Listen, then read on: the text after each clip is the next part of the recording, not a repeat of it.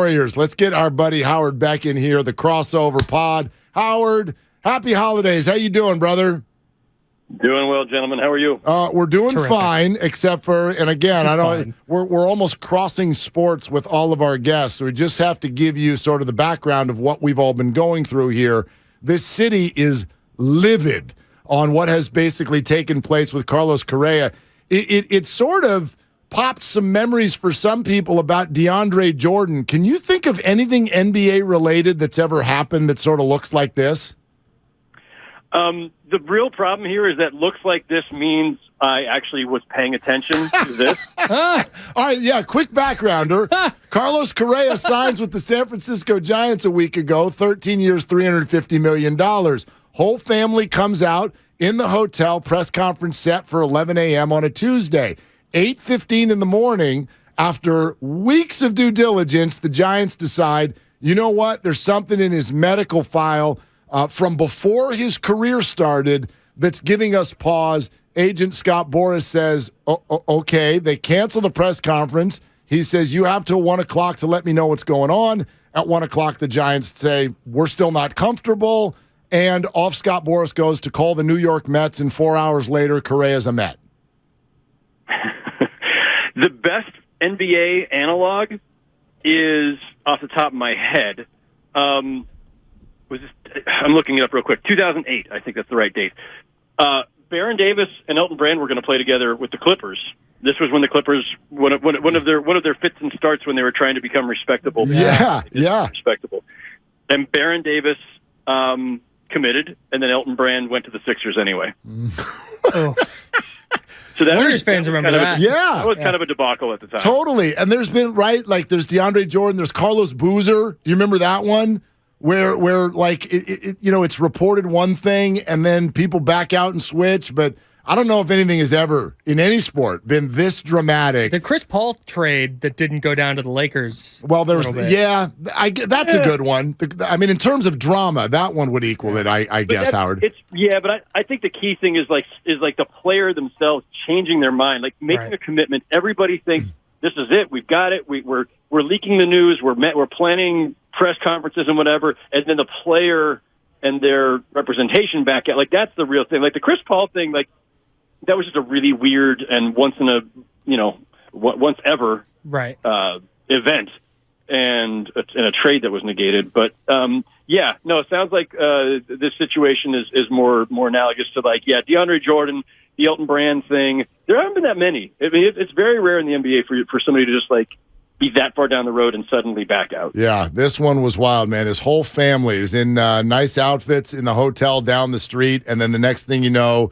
the whole thing's off for $350 million. So really, really wild. Howard Beck, one of our favorites. Hey, the Warriors looked great out in New York the last 48 hours. What do you think of James Wiseman? Last night was the James Wiseman game. It should hereafter be known as that. Nice performance by him last night. But it was a preseason game essentially. Before the ball was even thrown up, at tip-off last night, it felt like an exhibition game because obviously the Warriors just had nobody out there outside of Draymond and Jordan Poole, and the thing was out of hand immediately, and so it's really hard to judge. I mean, I think any Wiseman minutes in the NBA and any productive minutes, it's all positive. He needs the time, he needs the reps, he needs the development. And I'm not being that facetious when I say it was like an exhibition game, but that's good in the sense that I think it just gave him room to just, whatever, take advantage of some situations, to make some mistakes, get shots up, do it all against actual NBA competition against, one of the better teams in the league. And I'm going to keep saying what I've been saying. I know there's a whole, and I think probably growing swarm of Warriors fans who are basically like, they're just over it. They're done with Wiseman. I will still say the guy has not played a full 82 games. He is still a virtual rookie. Stop judging him like a third-year player. And I get it. You want to see a guy pop by now based it on the number of years he's been in the league technically, and based on just, after a certain point, you think a guy's either got it or they don't. And that's true for some players. And then there's some players who bloom later, but he's still super young and still super raw. And, my feeling is you can't give up on the player. That doesn't mean that the Warriors couldn't or shouldn't, right? Because their timeline is what it is. Right. And you know this, Willard, because you and I have talked about this multiple times over the last couple of years. I was in favor of them trading the pick when it was just a pick. I was in favor of them trading the other 2 picks when they were just picks. And this is not me slamming or criticizing what those picks became, the players that are now there. I've just always thought you got to be all in because of the players you have. And that meant you should keep trading picks and youth for veterans. And clearly, the Warriors have been really wed to this idea of the dual timeline, and here we are. Steve Kerr said yesterday, he said, right now we're 15-18, 3 games under 500, and we've got to figure out how to reverse that.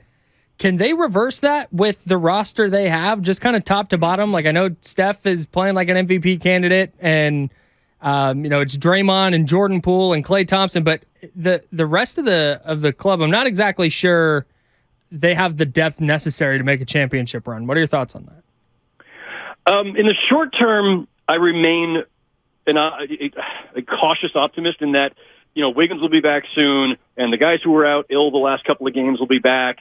Steph probably in a few weeks is back, and some things were starting to work before Steph went down. There were some signs of hope, and they were okay. I think in the near term, while it's going to be bumpy, I think they will probably be fine. But fine is not enough. This is a team that it's championship or bust as long as Steph is still there. And so that being the case, are the Warriors as constructed a championship team? Obviously, I have my doubts. This is the one team I can ever remember seeing where I'll look at that road record and go like, yeah, but it's still them. They'll be fine. Like it's irrational and probably is foolish, but I think they are probably mostly fine. I do think you have to get through a season though, and you've got to get through a season with a bench you can rely on. And I just don't know that there's enough depth there. I don't think there is enough depth there. And I don't know what you can get. So I know that's where this will eventually go. I don't know the answer to what can you get for Kuminga, Moody, or Wiseman. I don't know. But I do think the Warriors have to find that out soon. And I do think that at some point they're going to have to swap somebody for a player who can give them night in, night out, quality minutes off the bench. Sports Illustrated, the crossover pod, Howard Beck joining us on 95.7 The Game. Howard, what about this? And I know, he's looked a little bit better when he comes in as a starter with Steph hurt.